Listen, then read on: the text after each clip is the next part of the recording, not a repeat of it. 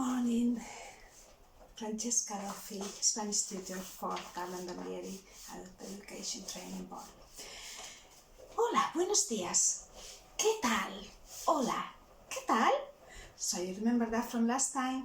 That was a very, very relaxed way of saying how are things. Hola, ¿qué tal? So we are going to continue again today with the revision. And last time we were talking about the Spanish nouns being masculine or feminine, depending on the ending of the word. The O will tell you it's a masculine name, and the A will tell you is a feminine word. And that will be about the only grammar rule I was going to give you because of all the exceptions. So today we are going to get you talking a bit, and I'm going to give you the answers, that way you can check yourselves. And again, we're going to practice the masculines and feminines. Now, I have written a question there, and I'm just going to read it for you. Is, ¿qué es esto? ¿Qué es esto? ¿Qué es esto? Now, you gather that means, what is this? ¿Qué es esto? If I say a little bit faster, ¿qué es esto? ¿Qué es esto? Now, the answer to what is this, in English as in Spanish, is going to be it is a or it is an. But in Spanish, we're going to have to choose either un or una, depending on the gender of the noun. So I'm giving you here example. The answer, if it is a bag, we're going to have to choose the article un bolso. Es un bolso. If it's a word that ends in an a, so then feminine, we're going to have to choose the article una.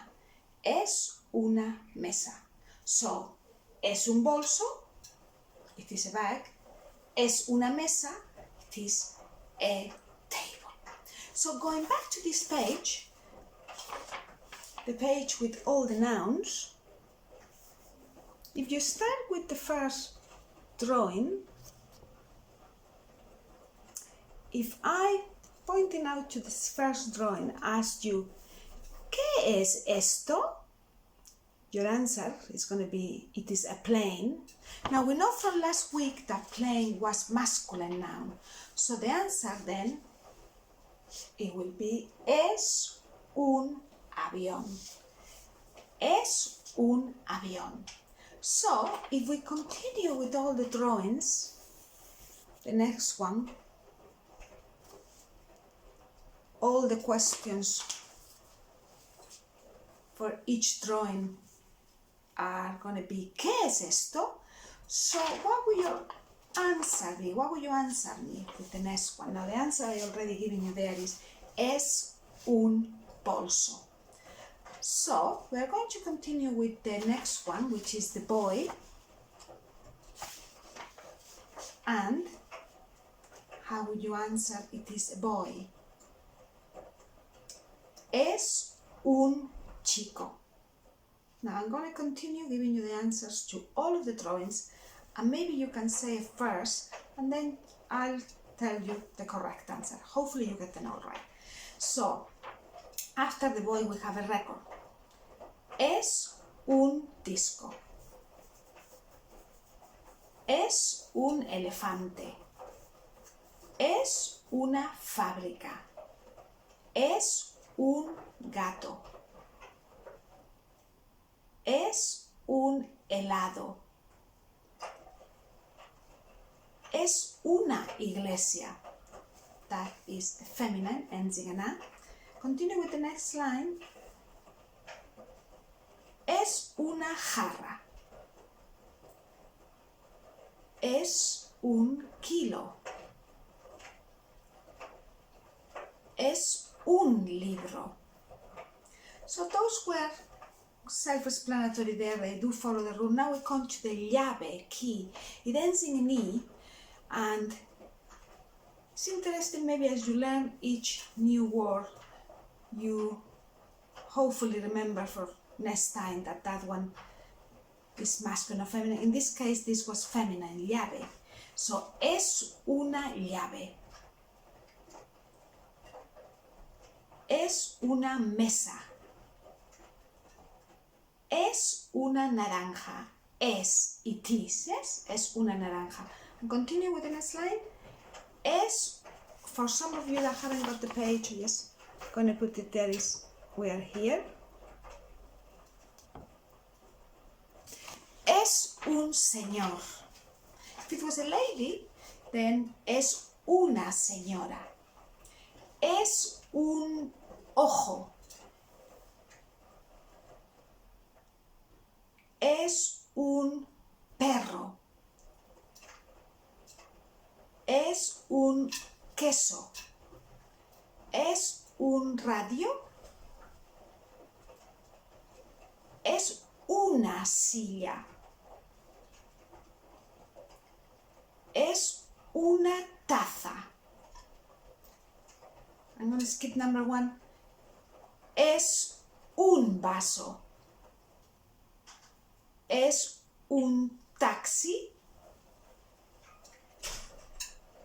Es un yogur.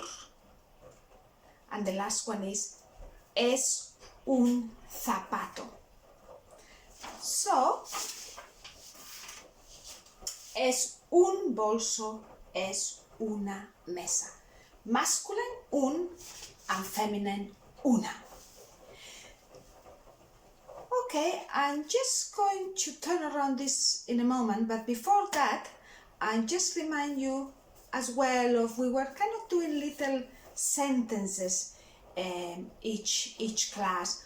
One of them, little expressions. So one of them was this one that I kept saying to you, vale? Vale? So, if you remember, that was okay. Vale? And if we don't put the question mark, vale, it's okay, you're agreeing. Vale? So just a little reminder maybe as we kind of see each other every class. And I'm going to turn this around because una is going to come now very handy if you are asking for something. It could be in a bar or in a shop, and you are going to need to say a cup of tea please, a glass of beer, or a jug of sangria. So I'm just put a few examples here. I'm just going to turn it around to show you. And like this. Okay. So, right. So here I put something that will probably be quite familiar to you. Oh well, already some of you already know. Vaso is a glass, taza, cup, zumo, juice, kilo, jarra, and vaso again. So if you wanted to ask, for example, for a glass of wine, or a cup of tea, a juice of orange, the flavor is always second. A kilo of oranges, a jar of sangria, or a glass of beer. So we're going to need to put the correct article there. So depends on the word being masculine or feminine, you're going to have to choose either un or una. So for example, the first one, un vaso de vino tinto.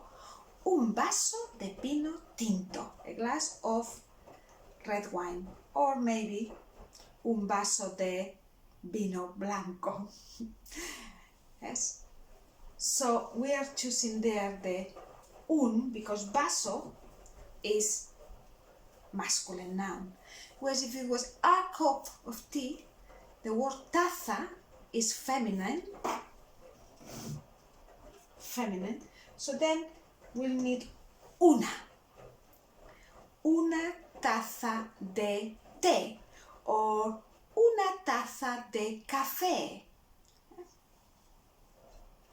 Kilo, masculine, so es un kilo de naranjas. Un kilo de naranjas. Jarra, a jug, feminine, una jarra de sangría. o una jarra de cerveza or una jarra de agua. And a glass of beer, un vaso de cerveza. So I thought this would be good examples for something that you can practice next time you are in Spain. I'm just going to read them again for you, and hopefully you can see them all. I'll start at the beginning. Maybe you want to repeat after me. Un vaso de vino tinto. Una taza de té. Un zumo de naranja. Un kilo de naranjas. Una jarra de sangría. Un vaso de cerveza. And I just wrote at the end here, remember the V is pronounced like a B. You'll probably be inclined to say yourselves por favor, and that's okay with us, but we will tend not to use the V like a B, so we'll say por favor, por favor. Un vaso de vino tinto, por favor. Un vaso de vino blanco, por favor. So, un for masculine and una for feminine. So that's going to be all for today. Hope you enjoyed that. And keep working on those nouns masculine and feminine. ¿Vale? So, hasta luego. Adiós.